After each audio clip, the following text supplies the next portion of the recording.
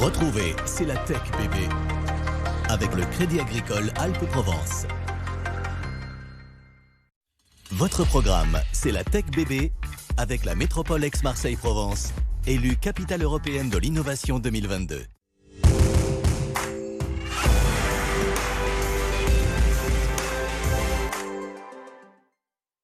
Bonjour à tous et bienvenue dans C'est la Tech bébé. Aujourd'hui, plus que jamais, nous serons connectés. Nous verrons avec Mathieu Sommeck, le vice-président de la French Tech Aix-Marseille, pourquoi notre territoire est aujourd'hui plus que jamais un hub incontournable sur la planète. On découvrira aussi Fosséa d'ici. Dans quelques mois, ce nouvel acteur ouvrira son data center au cœur de Marseille. Son ambition, être au service du tissu économique local. Et puis, nous partirons à la rencontre du fondateur de Cesters, son cœur de métier, les supercalculateurs.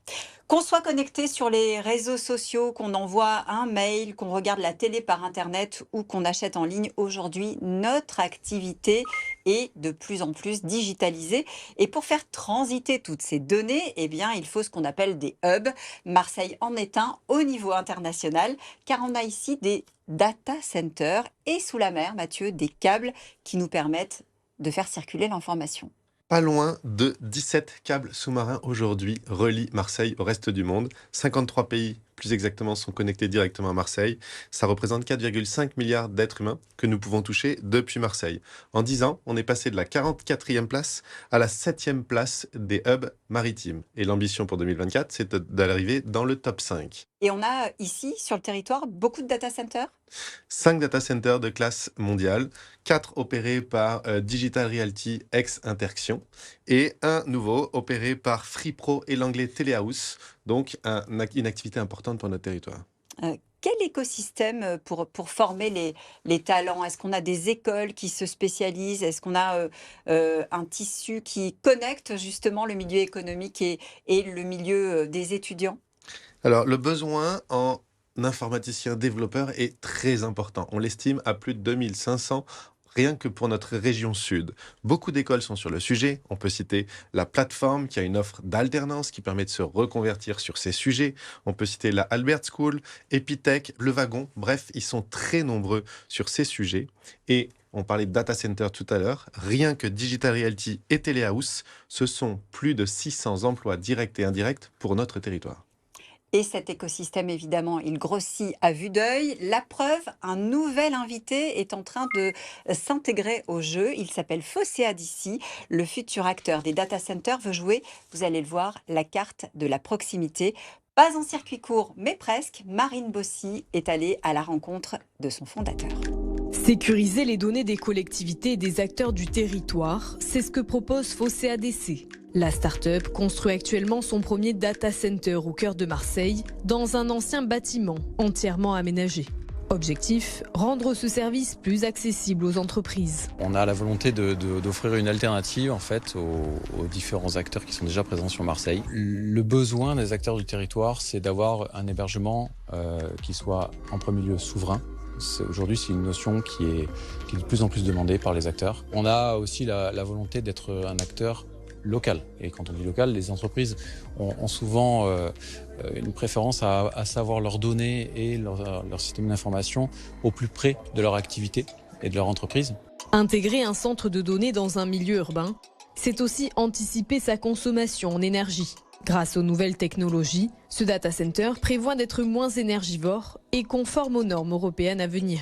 Nous avons choisi de mettre en place les meilleures solutions techniques avec un partenariat fort avec Schneider Electric notamment, pour que notre data center ait une efficacité énergétique inférieure à 1,2. La réglementation européenne va imposer à tous les acteurs qui sont énergivores d'avoir un PUE inférieur à 1,3 d'ici la fin de notre décennie. Donc on est déjà prêt pour l'avenir et pour être conforme à toutes les réglementations européennes. Le data center de Fosséa DC ouvrira ses portes avant la fin de l'année.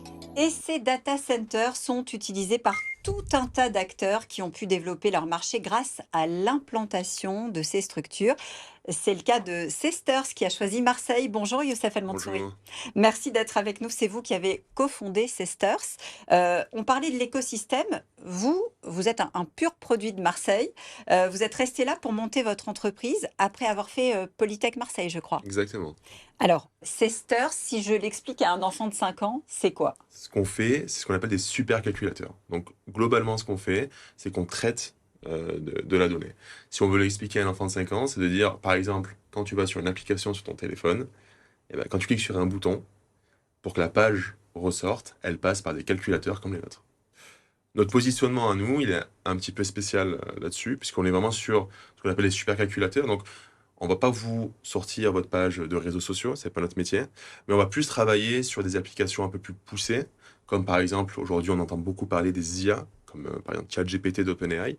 Et globalement, quand vous allez sur ChatGPT et que vous posez une question, le petit moment où l'IA réfléchit, c'est là où on intervient. C'est là où le supercalculateur travaille. Exactement. Alors, en fait, pour l'imaginer, il faut imaginer déjà comment est un data center à l'intérieur. Donc, un data center, c'est comme un énorme entrepôt où il y a beaucoup de grosses machines informatiques qui font tourner Internet.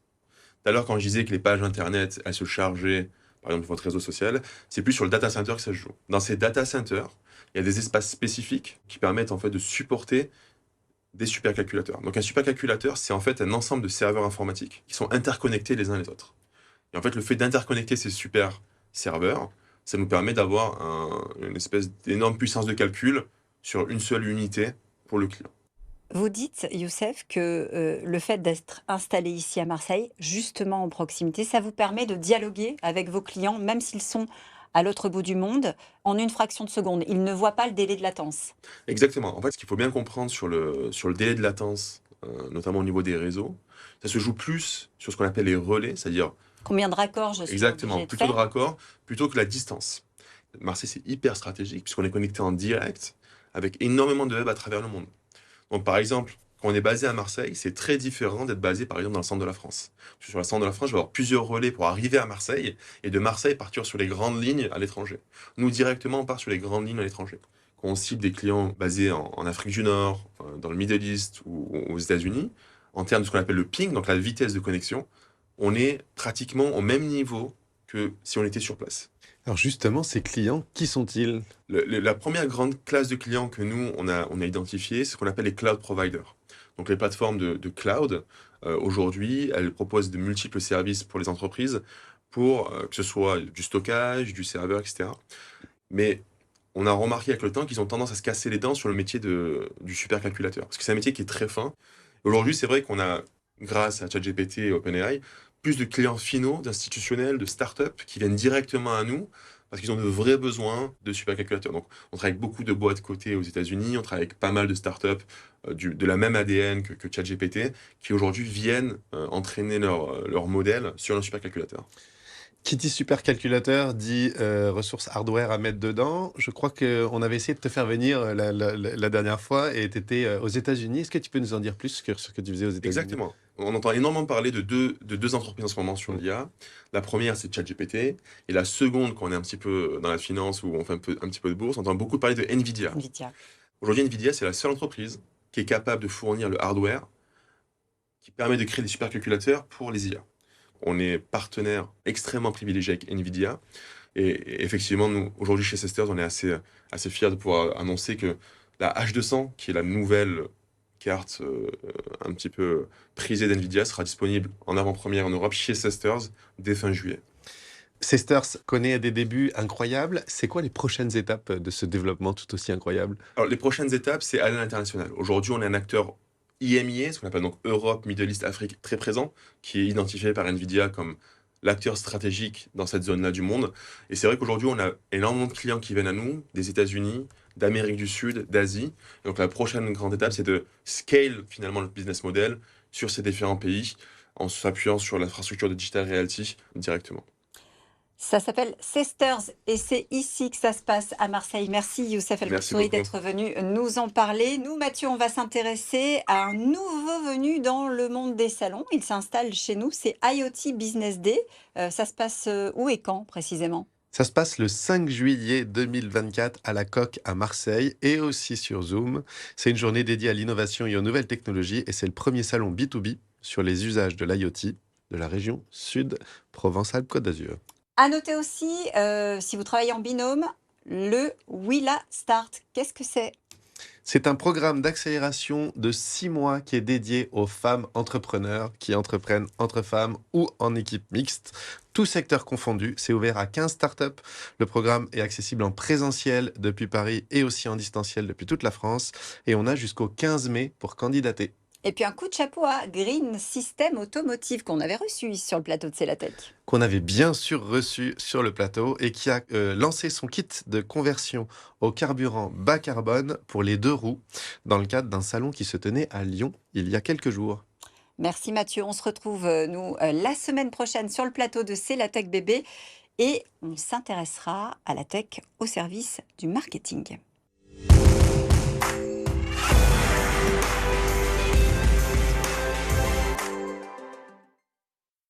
C'était votre programme, c'est la Tech Bébé, avec la métropole Aix-Marseille-Provence, le territoire de la diversité innovante. C'était C'est la Tech Bébé, avec le Crédit Agricole Alpes-Provence.